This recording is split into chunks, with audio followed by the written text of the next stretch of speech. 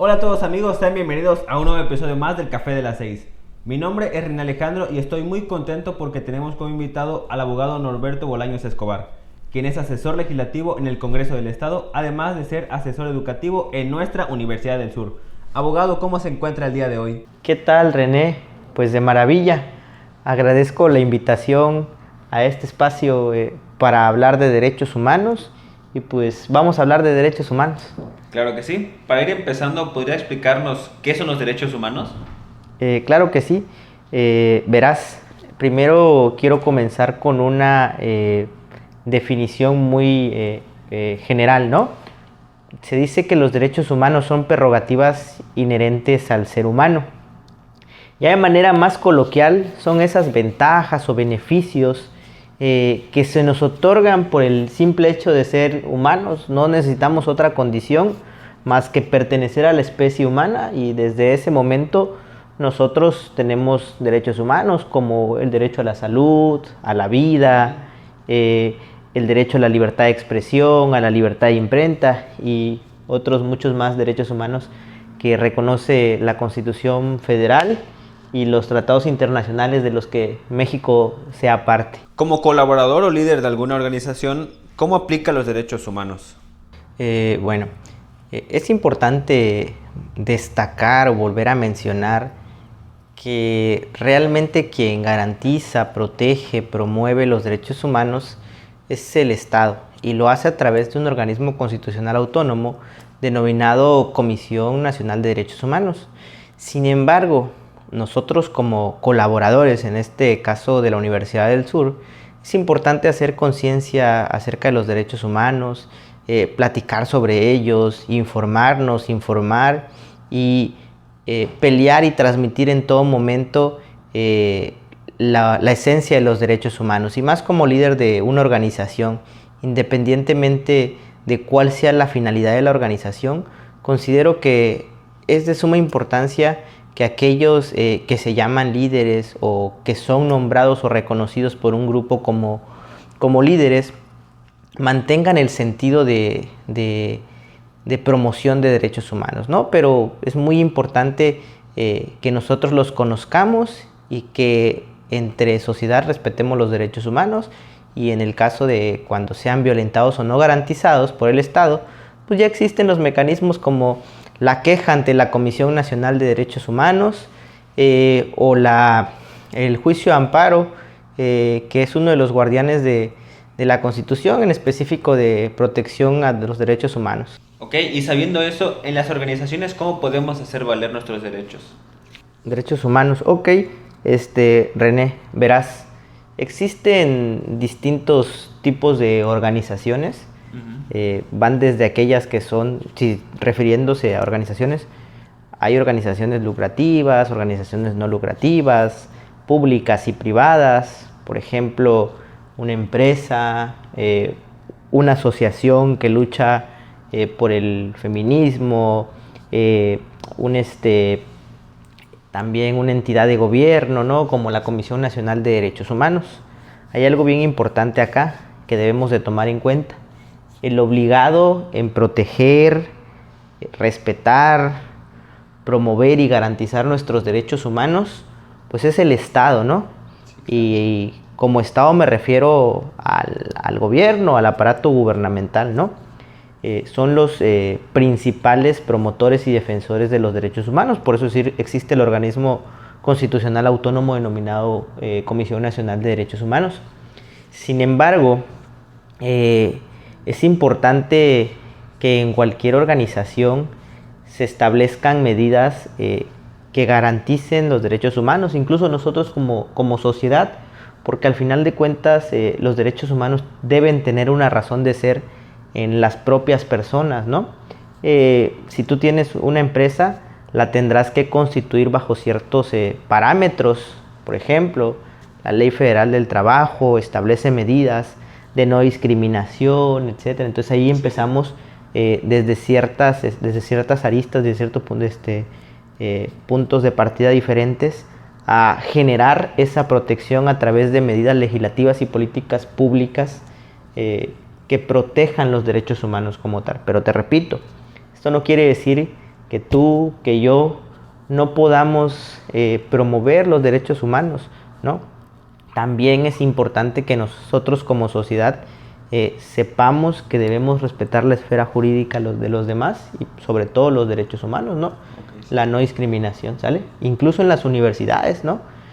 Por ejemplo, las autoridades de las universidades, los propios catedráticos como tu servidor, no podemos andar discriminando, faltando a lo que nosotros sabemos lo que son los derechos humanos, pues ahí también contribuimos para el mejoramiento y protección de ellos, ¿no? ¿Qué se puede hacer en dado caso que algún acto quebrante nuestros derechos humanos?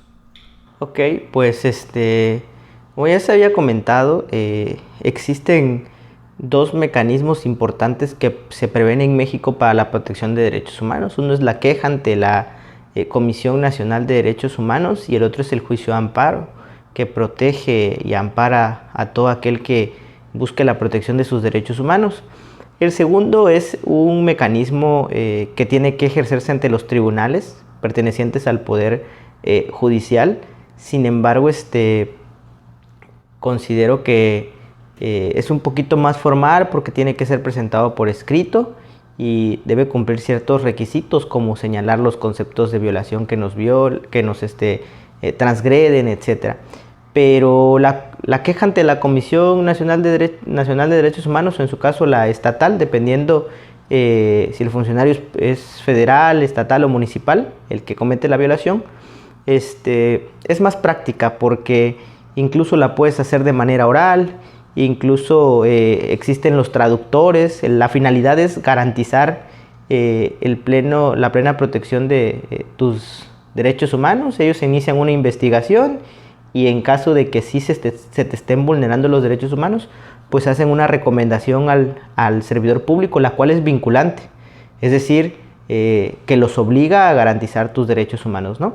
Esos serían los dos mecanismos legales que existen para la protección a los derechos humanos.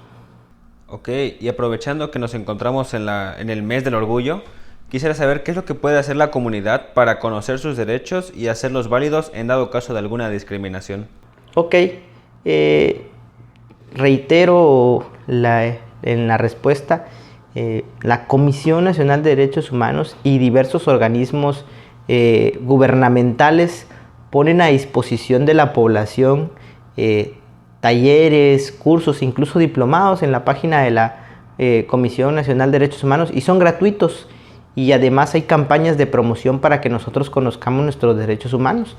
Entonces yo creo que esa es la vía para conocer nuestros derechos humanos y no solamente la comunidad, sino todos, evidentemente dependiendo de algunas circunstancias.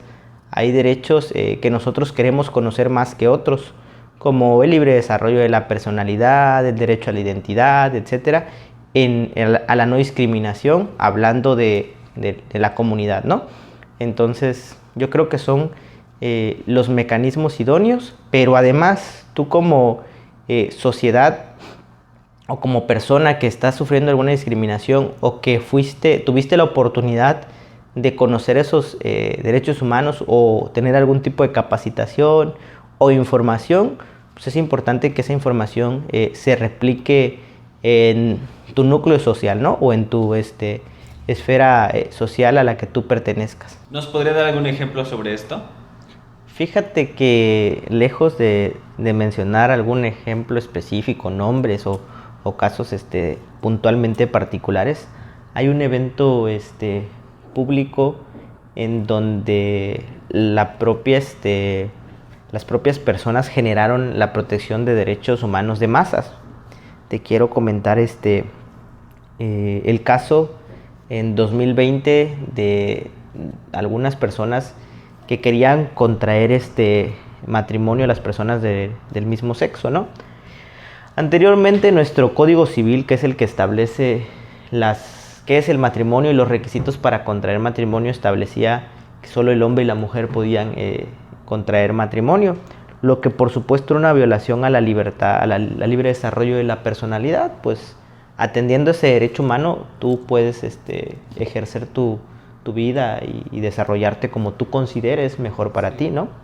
Entonces, el Estado, pues, existía esa, no era una prohibición como tal, pero al establecer el hombre y la mujer, pues dejabas sin campo de acción para las personas del mismo sexo. Entonces empezaron a buscar mecanismos para protección de derechos humanos y encontraron el juicio de amparo, ¿no?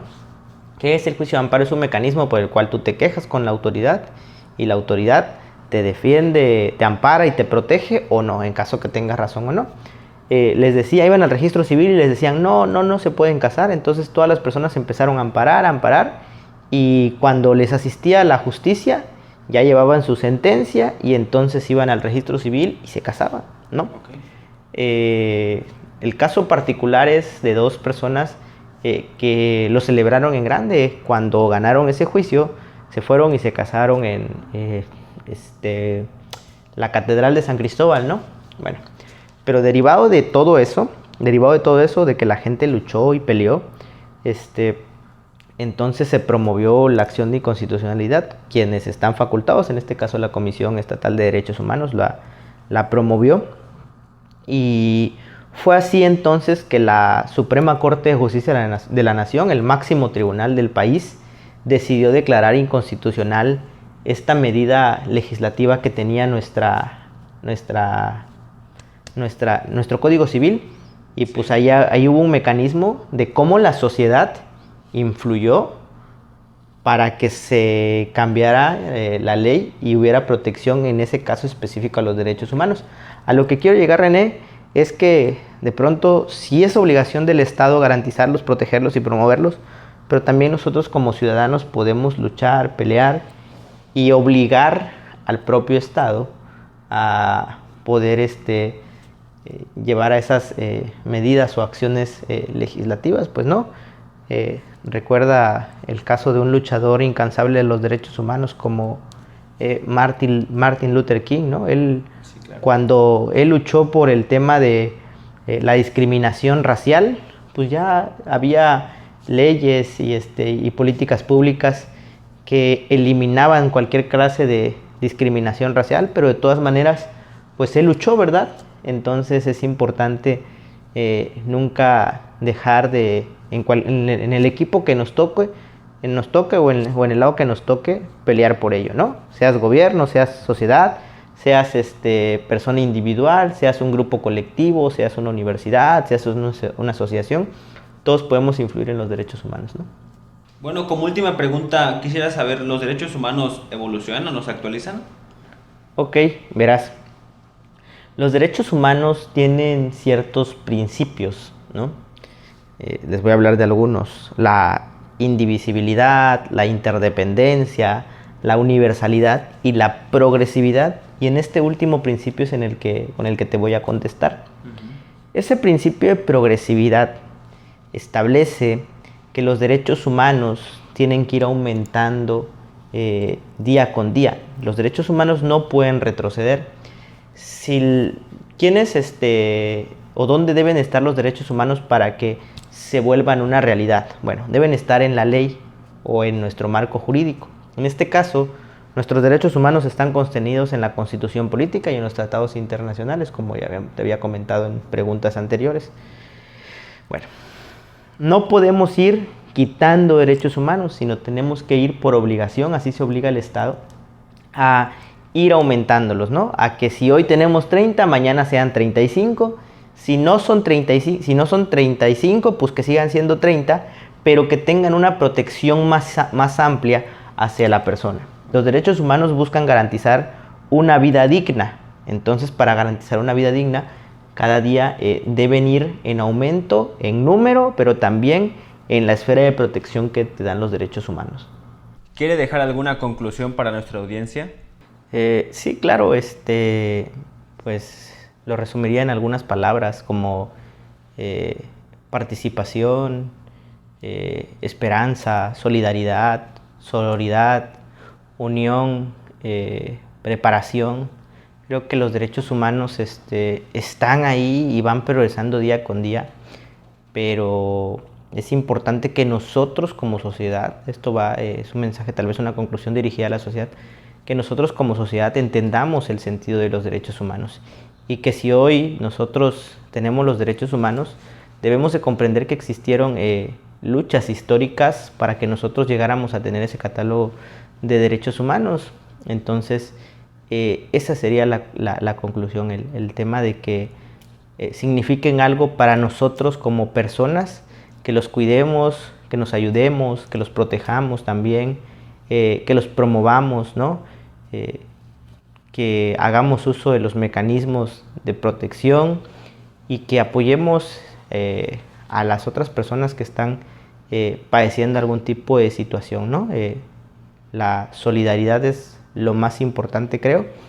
Entonces, esa sería mi conclusión para el público, para nuestro personal académico de la misma manera. Manejarse bajo principios de no discriminación, no exclusión, de unión, de inclusión, ¿verdad? Ese sería un mensaje y que trascienda fronteras, con que cambiemos el sentido de ser o de pensar de una persona. Con eso sería lo ideal o lo correcto, ¿no? Esa sería la conclusión. Bueno, pues eso ha sido todo por el Café de las 6. Le queremos volver a agradecer por habernos acompañado y nos vemos hasta la siguiente transmisión.